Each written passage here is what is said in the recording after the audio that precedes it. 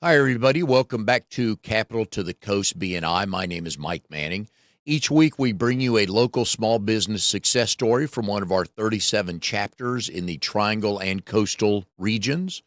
If you are not familiar with BNI, it is Business Networking International, the world's largest networking organization. Our job each week is to help each other grow our businesses by BNI's best motto, which is Givers Gain. Our local small business success story this week is Ed Leigh with Special Tees Apparel. Ed's in RD10. They are BNI Power Partners. They meet Thursdays at noon at Logan's Roadhouse in Garner. So if you want to meet some very veteran and successful business owners and some entertaining people, but any good meeting is going to be educating and entertaining. So if you want to meet some folks that way, help you grow your business, please go by Logan's Roadhouse in Garner any Thursday at noon. And Ed holds the apparel seat in the chapter. Ed, welcome to the show. How are you? All right, how you doing, Mike? Doing good. Glad to have you on the show. So, Ed goes back a long way in BNI, and if you are in the Garner area, you probably know him better as Big Ed, because that's how he is referred to. No, like with a superstar dude, no last name needed. And I know when you're referred to in the room, everybody knows what's going on. So, uh, you have an interesting seat in BNI because we don't have many apparel related people.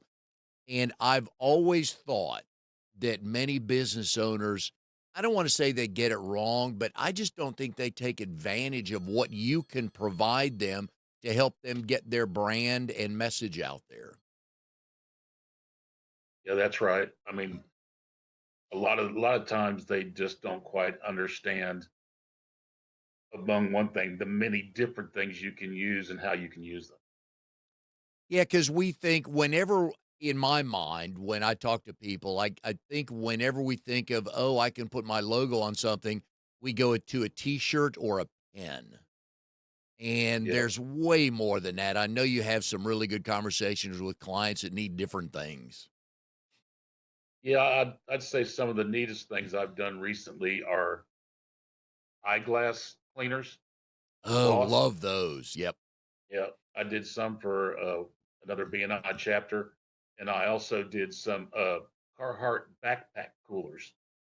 Wow. They hold, I think it's 20 cans, and they wanted to give them as gifts to their biggest referral partners that bring them in a lot of business. Yeah. And they made some great gifts, and it was nice for Christmas presents for them. Yeah, because sometimes people just need their name out there, but I love the gift idea. I don't know that, and I guess every company's different, whether how they thank their employees or their favorite customers, but I love that backpack. I bet that was sharp looking. Yeah, in this case, it was a company that does home inspections, so they was thanking the realtors that are their most that they get most of the business from. Yeah. And it was really neat because they asked me to make them a little bit different. So like I did embroidery on them, and Ooh. like and like on the backpack coolers, I put keeping it cool, with their name on it. And the eyeglass cleaners, I put their name on there, and put keeping it clear. Oh, I like that. Yeah, I can't have enough eyeglass cleaners, pens, or notepads, it seems. Exactly. I go for all that. Uh, so what got you well, here's another thing with apparel. I don't know that people, and granted, we have 4, well, some would say we have 7 seasons here in Raleigh. What, 2 Oh yeah. winters, 3 summers, or a fall and a spring, stuff like that. I don't think people think through the seasonality of making sure their clients and employees are properly attired. For real, especially if you have an outdoor business. Like I work with a lot of lawn maintenance companies and construction crews and road maintenance, and in that realm, I can also get the clothing for them that is neon green, neon orange, neon yellow, for safety Uh, purposes. yeah, that does come in handy, and they don't. Yeah, I don't think a lot of people would think, oh, well, they just need the hoodie. Well, no, Yeah. no, you got to wear the cover too. So, do you remember your first client with Specialties Apparel? With specialties, my first one was probably Brian Parada. Oh, yeah. It's a fellow member of yours. What was he Yep, looking yep. for? He wanted shirts with pockets, and he also wanted long sleeve shirts. But then his garages don't have a whole lot of heat in them, so he wanted some good quality hoodies that were heavy duty. Oh, So most of the stuff I try to deal with is Gildan because they're such a strong brand, and I sold him some sweatshirts that he likes so much. Every time he has a new employee come in, he says, Ed, hook them up. I want shirts, short sleeve, long sleeve. I want hoodies. And that those hoodies we use the heavyweight Gildan for people that are outdoors, which keeps them nice and warm. And if you have people that are in and out a lot, you might want to go with a medium weight. mm. Just we try to cater to your needs. I like to get to know your business and know you before I recommend anything. Yeah, and it's interesting with a cover like the one I'm wearing and parkas and stuff like that. I don't need thermal. I'm already still thermal. I need lighter, and I can wear that in 20 degrees or 58 degrees. So Yeah. I'm sure And you find it the good. thing that's nice about stuff like that, you want to make it look sharp. Mm. That's where you just put just your logo right on the left chest, embroidered, nothing major, nothing flashy, just right there, so people know when you walk up that you don't have to hand them a card. They know what's going on. It just makes it more professional.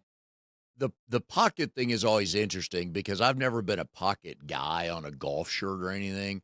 My Yeah, father-in-law loves the pocket on everything he wears because he's got 3 pens and 2 lists of things, right? So you've yeah. had Your that numbers question people before. love them. Are those are those any more to add a pocket? It usually runs about $1 more a shirt. Okay, yeah, Yeah, and that is a preferred taste if somebody wants a pocket, right? yeah. You don't get a whole lot of that now. I mean, that you get a few of them. I'd say maybe 10% of the shirts I sell have a pocket on the front. Yeah. And then, the other thing that we don't think about for the lawn guys and the roofers and those folks that are out in 100-degree weather, it makes sense for them sometimes to wear long sleeve shirts even though they might be hotter, but I know they take a beating in the sun. Yes, they do, and we do have shirts that have the UV protection built into them, and we can also get the ones that help uh, take away the moisture. Make it Oh, yeah. moisture wicking type thing, and that helps with them a whole lot Yeah. because you don't want to put a guy on a roof in a 100% cotton shirt and then it's just stuck to him the rest of the day. You Oh, got to yeah. be able to breathe. You might need 3 in a day if you do it that way, yeah. Oh yeah, So before first time you and I met, you were the owner of Under Pressure Power Washing. yes sir. How'd you get into that? Because we're gonna go to your previous job with Nortel, but how did you get into the power washing business? And you were there for 20 plus years, right? Yeah, 20, well, right around 25, 24 and a partial. But yeah, that actually stemmed from being at Norton Telecom because at Norton Telecom, I worked on hardware and software support. I was engineer on the floor in 5 different buildings, always going to people that were having problems. So they was always mad. They was always upset. Nothing ever works right. You have to go in there and fix it for them, get them back up and working. And I did that for 21 years.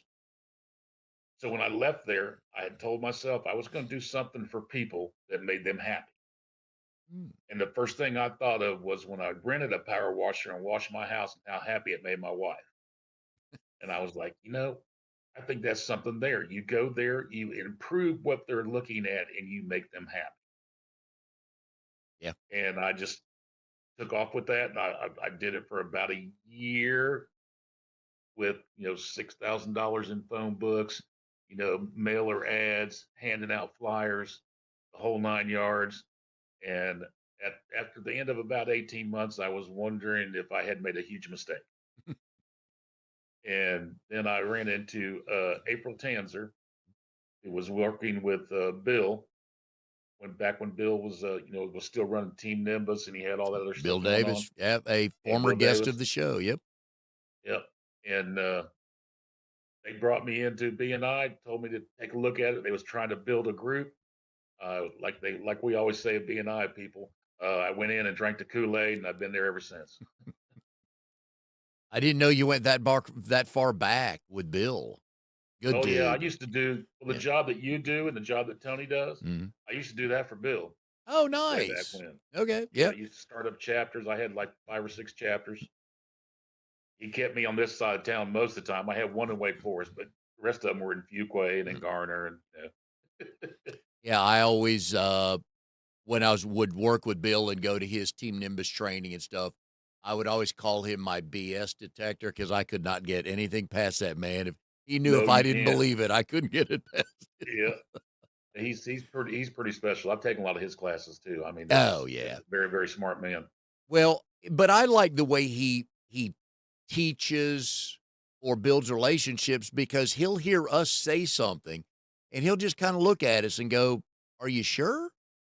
And then we'll have to think, well, but Yeah, just in a very professional way, but he gets to the point. So I liked him. oh yeah, I always enjoyed my time. I've not talked to him in a while, so I hope he's still doing good and still playing golf. yeah, really. So Yeah, I haven't seen him in a while. was that a clean break into the under pressure power cleaning world from Yeah, Nortel? I mean, basically, I was lucky because I left Nortel and position I was in the last 3 years was that years I was there. I didn't get a day off, Ooh, so they made a special alliance for me to be able to keep my vacation. I was getting 5 weeks of vacation a year, and I wasn't using any. I was getting 10 6 days a year, and I wasn't using any because I couldn't. I wasn't wow. there. But this stuff stopped running, and the whole line of people wouldn't be doing any work at all. So basically, when I left, I had I want to say it was almost 2 years of time they was paying me for. Well, So basically, I kept getting a check. Now, believe me, it was a different check because it was only 40 hours, and I hadn't done a 40-hour week in 20 years. It seemed like, but they paid me basically my base salary 2 years, and then once that was done, they since I was only 40 and I was too young to retire, they gave me a buyout. So I kept paying my bills, and every bit of money I made in the power washing business, I put right back into it. They tell you if you get in any business, you don't know if you're going to make it until you've been there at least 3 years at a minimum. Well, I had my year and a half or so in there, and I was floundering. I was worried. I was like, oh man, what am I going to do? Like I said, I went to that BNI meeting. April Tanzer and me hooked up. She took me under her wing. First year, I about tripled what I had done on my own in 18 months. Second year, I tripled what I had tripled the year before. They had just started snowballing. And I mean, it got to the point where I never advertised. I'd never put anything in the phone book anymore. Never had to worry about putting out flyers by hand anymore. I mean, it was just, and I mean, and BNI at that time was probably 85% of my business. I mean, it was really, really good.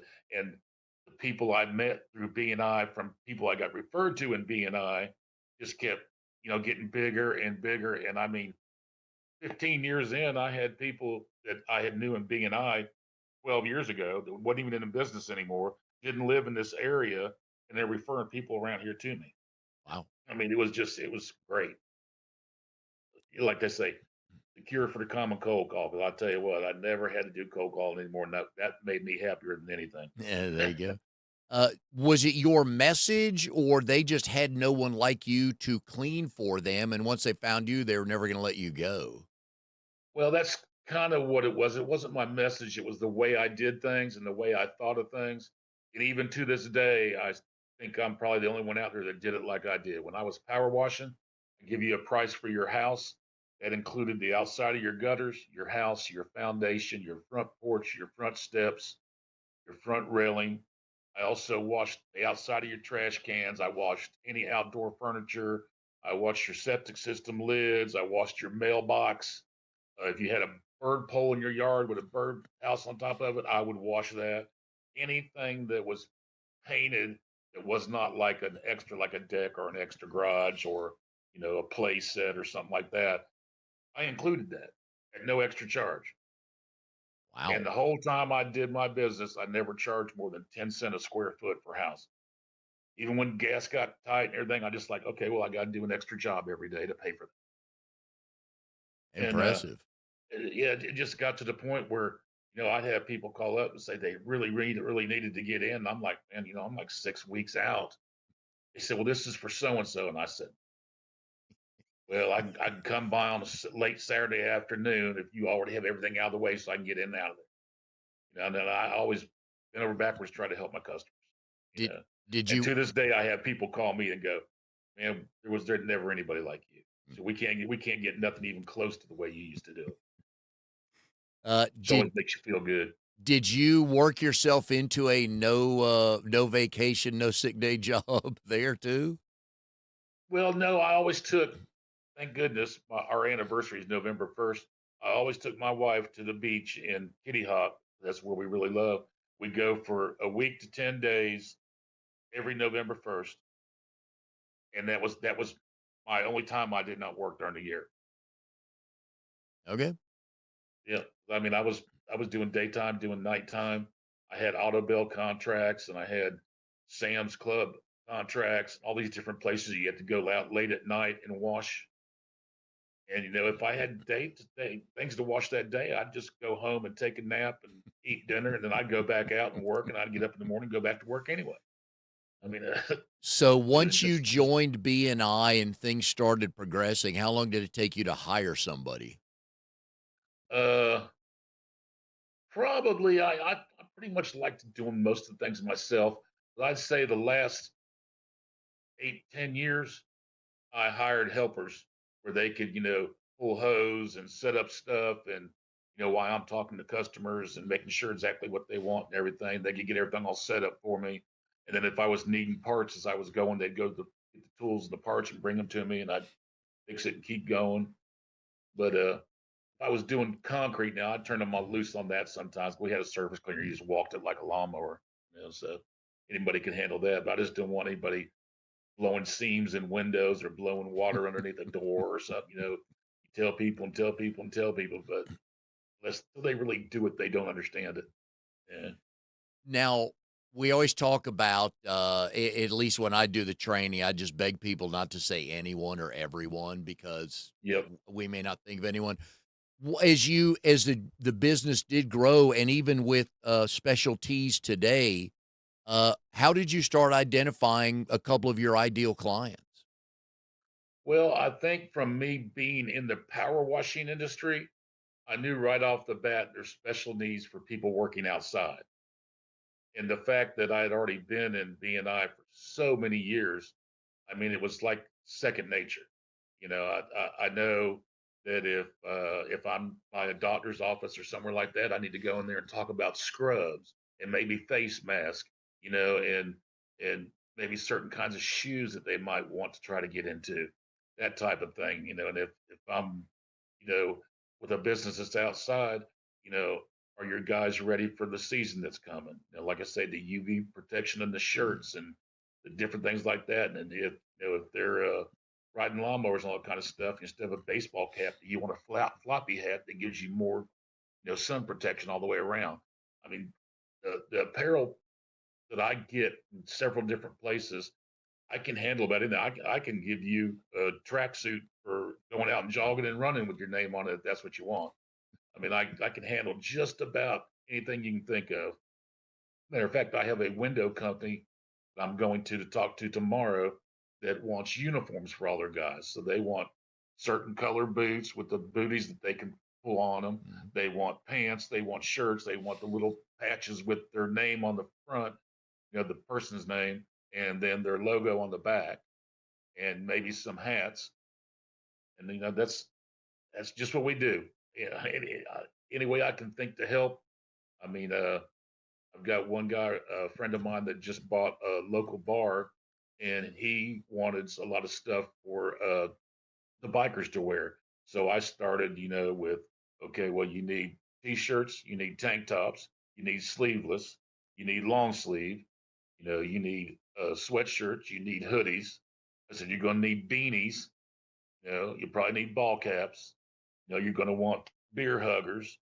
You might want keychains. You might want some uh, glasses with your logo on them for them to keep at their bar or at their house. Just all the different things that go with it. I mean, do rags. Yeah. I mean, the ladies love the do rags. So it's just you got to personalize what you know about their business. And sometimes you'd have to go sit down there and talk with them. I have one friend that wants me to come to his business. I've never had anything to do with one of those. It was a HVAC company and the different things they have to deal with.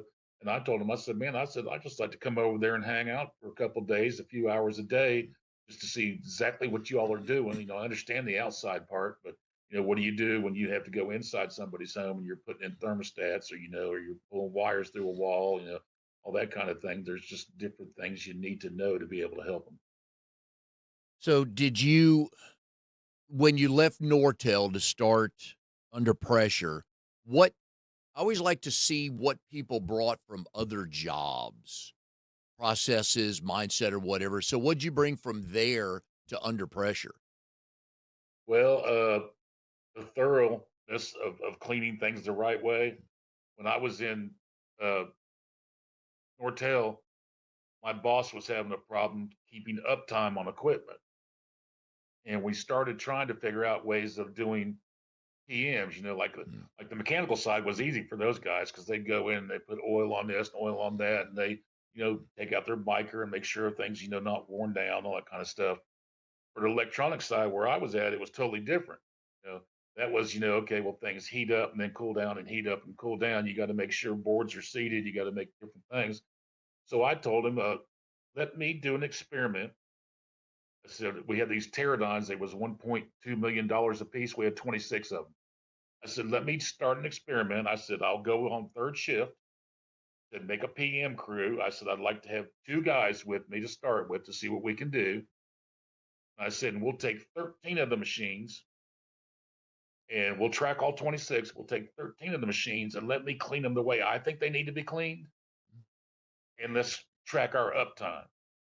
Well, within the first year, our uptime was up like 28% more. We was like, instead of running in the 70 range, we was running in the 94, 96 range most of the time. Wow.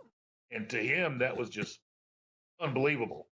So he took me and he goes, how many guys you need? He goes, I want you to write up plans, get it ready for OSHA, the OSI Oh, yeah. 9001 compliant and all that. I got to use, I want you to write all that up. He goes, you'll be in charge of it. You'll be in charge of these guys. He goes, you'll run their schedules, when you can get equipment, when you can't. He says, and I want to see what we can get all of our uptime to. So within about 3 years' time, there was about 14 of us, I guess, that I was using. And we had all the production in the big building at RTP. We had all that up to about 98% uptime, Nice. which was just unheard of before. Then we had to try to span out into the other buildings. And that's when it got a little bit different because we had so much other stuff we had to keep Mm. up with in the other buildings. We had to do the conveyor work and the forklift trucks, and we took care of all the wireless stuff in the building. And it got kind of crazy. And I was like, I'm only one person. I can't do so much to get it all straight. Is I was the there last guy out of 126 guys that was still there at the end. wow, Yeah. very impressive. Yeah. I don't know if it was impressive or if it was stupidity. A little bit of both, survival, right? All of the Yeah. above. But Yep. I was still there. Yeah. Uh, uh, so now with Specialties Apparel outside of BNI, I always like to find out from business owners 2 or 3 things each week they continue to do to get the word out. Just different things I can think of and try to reinvent the wheel. Like what I'm working on right now is we have a local little pub here that me and my wife go up to once or twice a week and have a beer in the afternoon.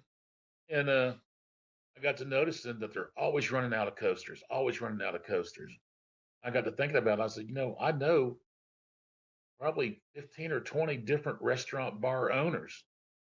So I just called around, started asking them. They said, "Yes, the hardest thing to keep up with is this. Sometimes they'll bring us 5 or 6 reams, and then we won't see them for 6 months." And I was like, "Hmm." Yeah. So I went and looked that up to see how much that cost. And right now I'm in the process of printing up my logo with my phone number on it, and I'm going to have posters for like 10 different restaurants in the area. Oh, they're gonna let you put your logo on it. Yep. Nice. Yep. So they said, "You provide them, put whatever you want on it." I said, "Okay." So I've got my little logo, the one I like the most.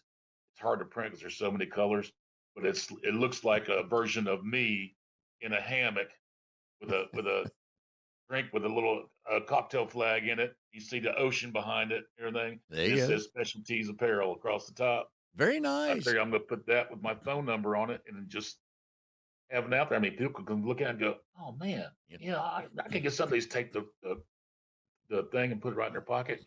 Oh, Boom. yeah. Yeah, people will walk out with there's some things people will walk out of places with, and coasters are one of Yep. them. Yeah.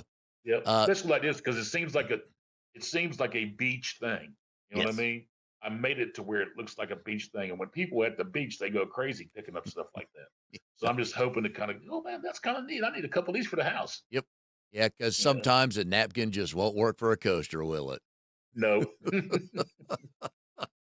to Uh, put too much salt on it. but I like the thinking though that you were just because your mind's always working. I know that about you, but just looking Yep. around is like, okay, yeah, and that's. But again, just be aware. If you're Yep. somewhere, just as a curious business owner, are you not just looking around to see maybe half of an opportunity? Because all that uh, restaurant owner was going to tell you was no. Yep. I mean, you've been told that before once or twice, right? Oh yeah, many times. Didn't stop me. I When think that's another thing about Nortel. Brainstorming. They always yeah, taught you to brainstorm, brainstorm.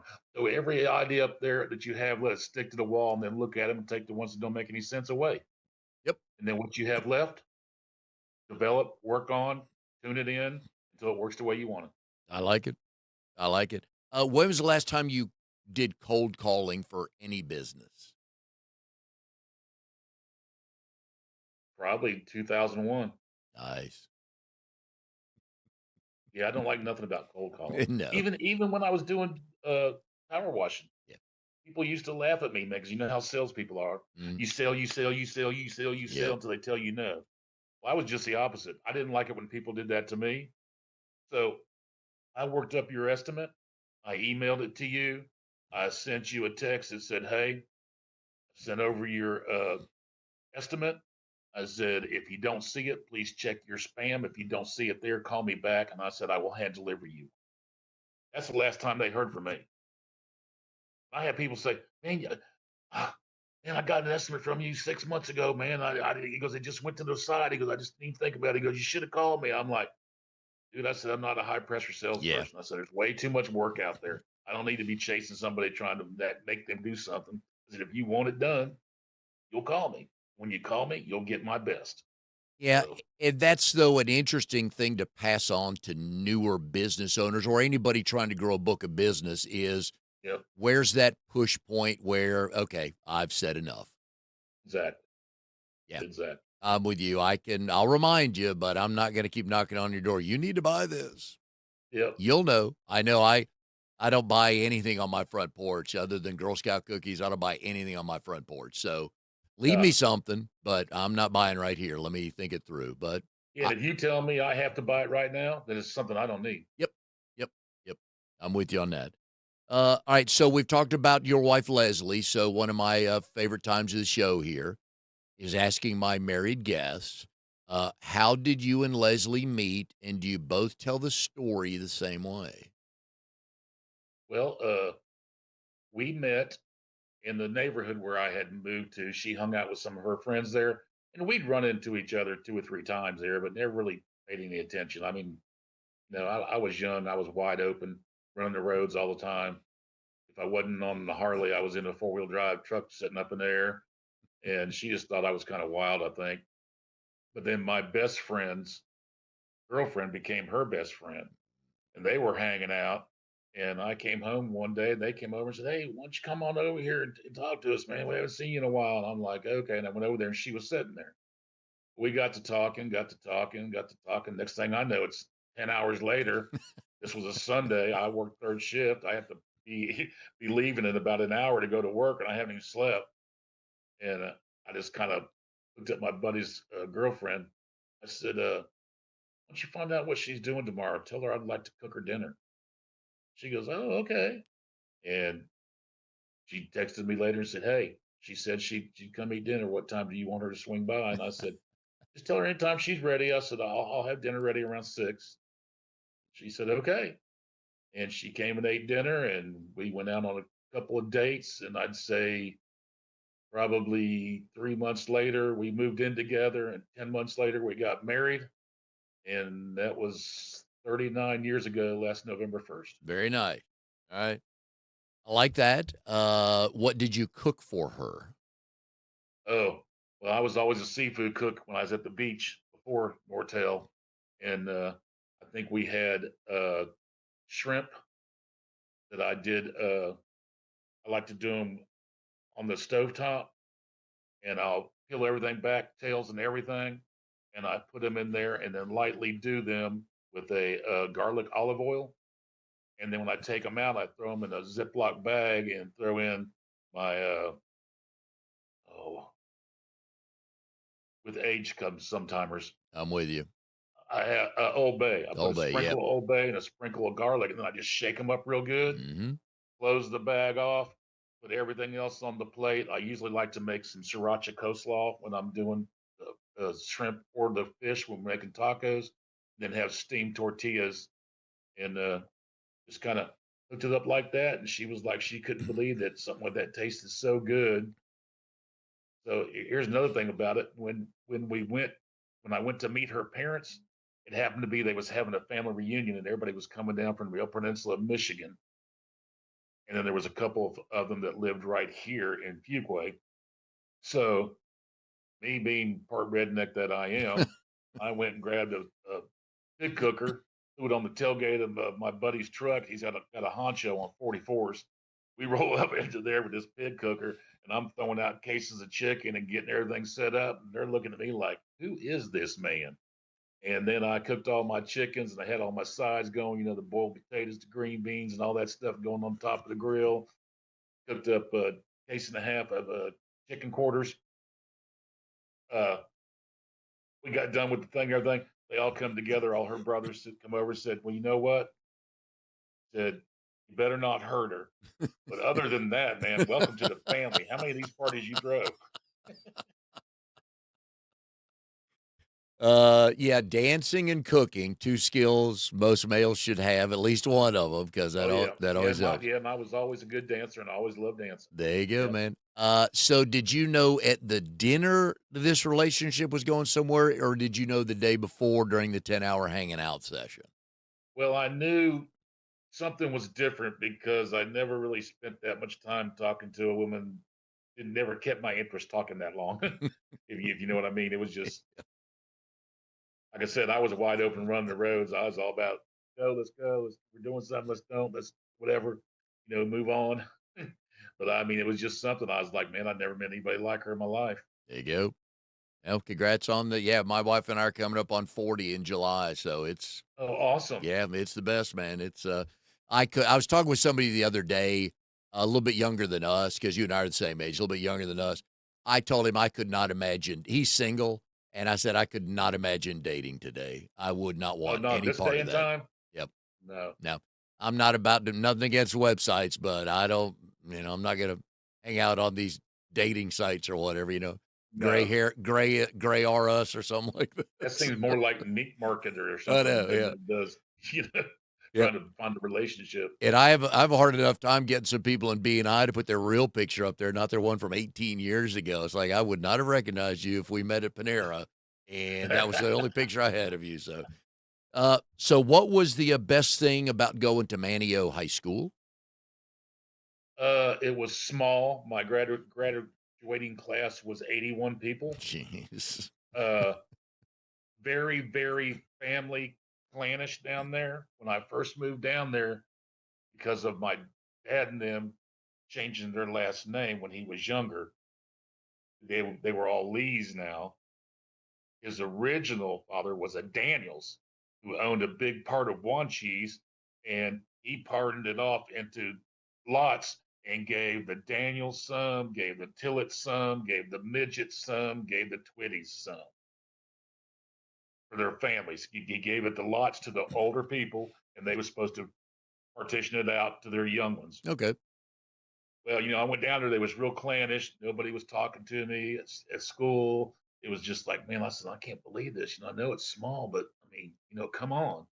And this one girl, Nettie Midget, she came up to me and she goes, "So what are you even doing here?" I'm like, "Well, my dad's becoming a commercial fisherman."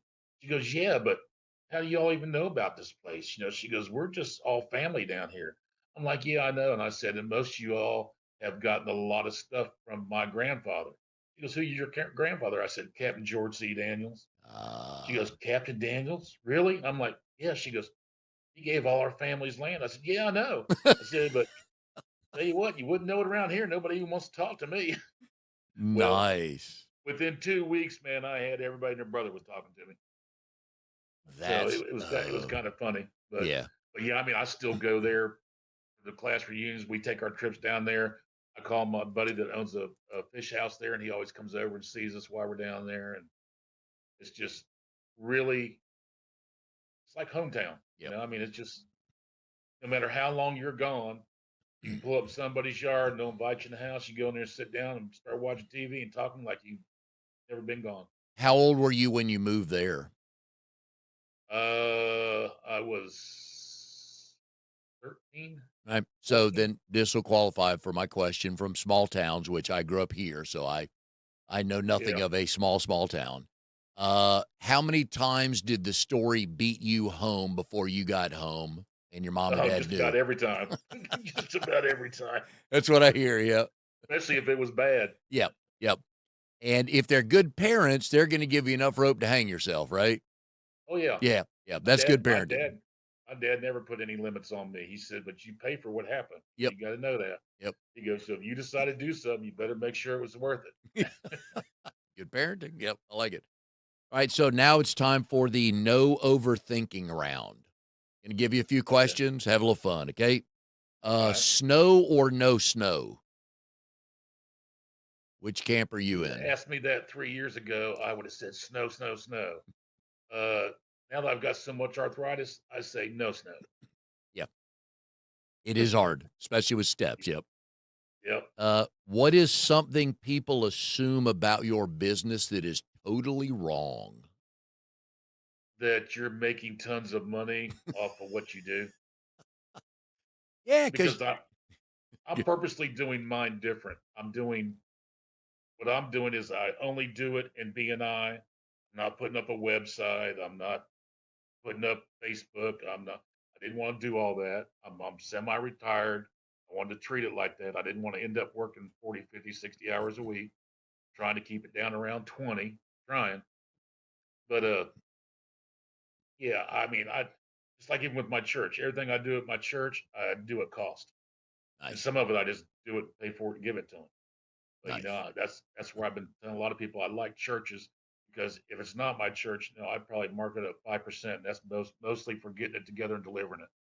And that way they can get such a good deal, they can do so much more with it. Yep. You know. All right, for the folks listening, if you got a church, we've been putting Ed's number up there. You now know who to call to get Yep.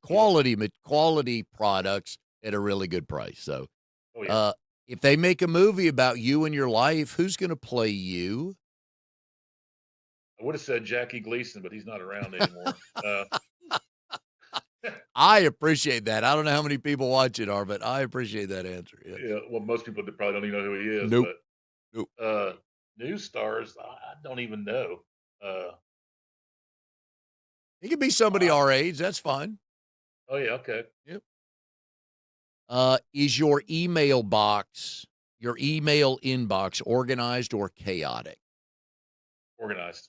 Nice. Always been that way? Yeah. Okay. Yeah, well, you got to remember, I come from Nortel, and I had 5 different buildings, and I had 5,000 different pieces of equipment. Yeah, If you didn't have it organized, man, you'd never get anywhere. I hear you. Back when you managed teams and people, What's Yep. one word they would use to describe you? Loyal. Nice. I would Okay. never do any. I would never ask anybody to do anything I wouldn't do myself. Yeah, man. I tell a story. I had a boss one time, and we asked him to. We were cleaning up an event site. We had a back in my sports days, and I said, "Hey, can you get that box warmer in for me?" And he was the VP, and he goes, "No, man, I don't do that." I'm thinking. I turn around. I'm like, "You got to be kidding me, man." So, Yep. not a fan of that. Are you a mountains person or an oceans person?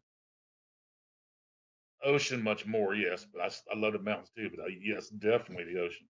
And so this is actually for you and Leslie. Morning or evening people, or are you opposites?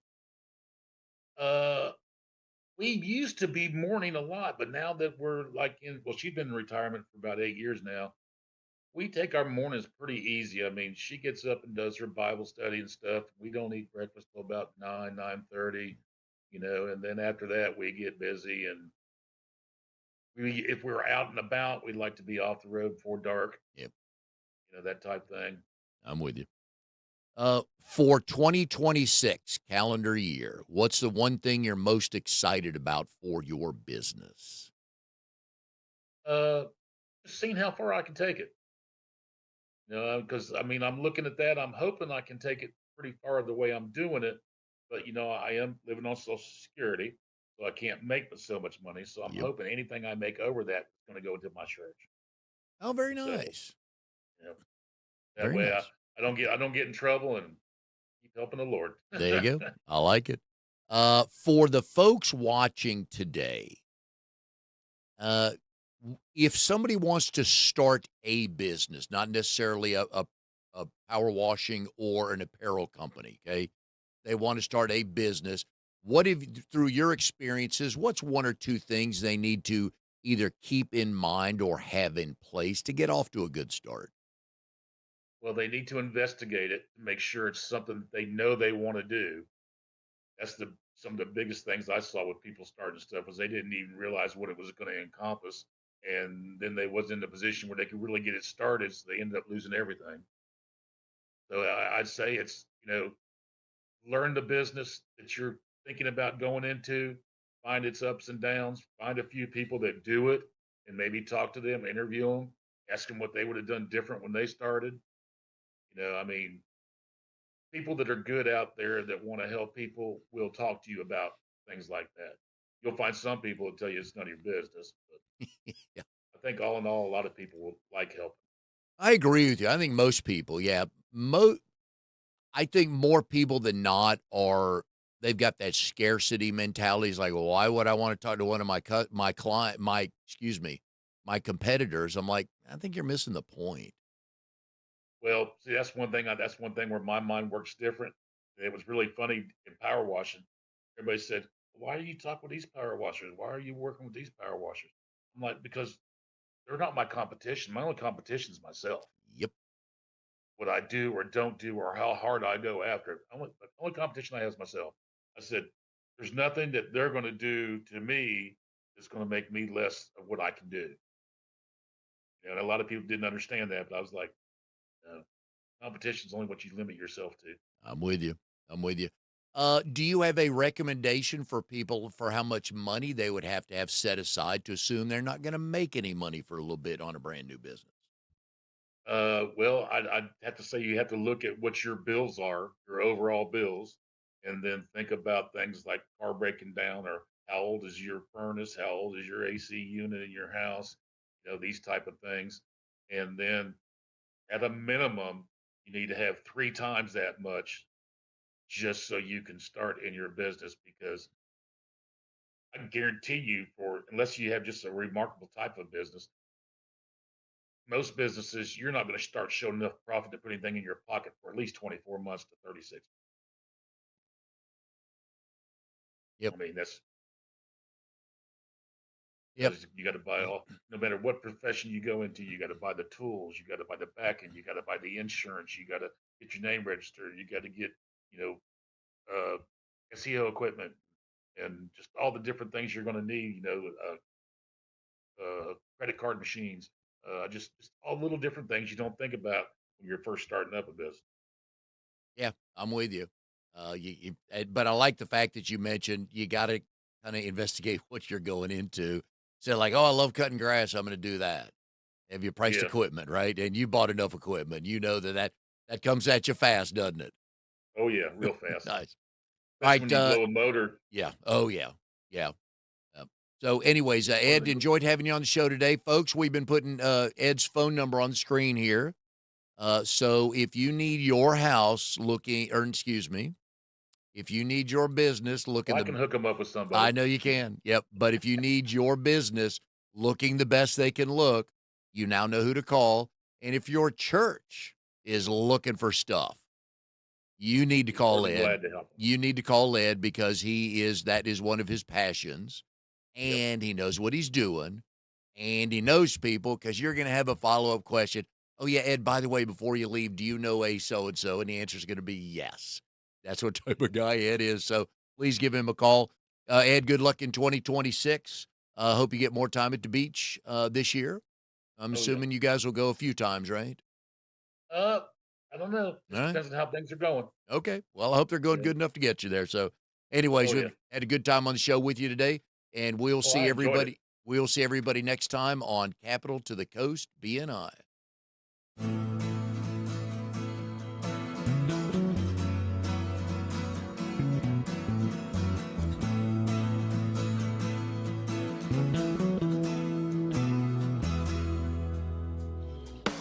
You are tuned to the Nissan Communications Network.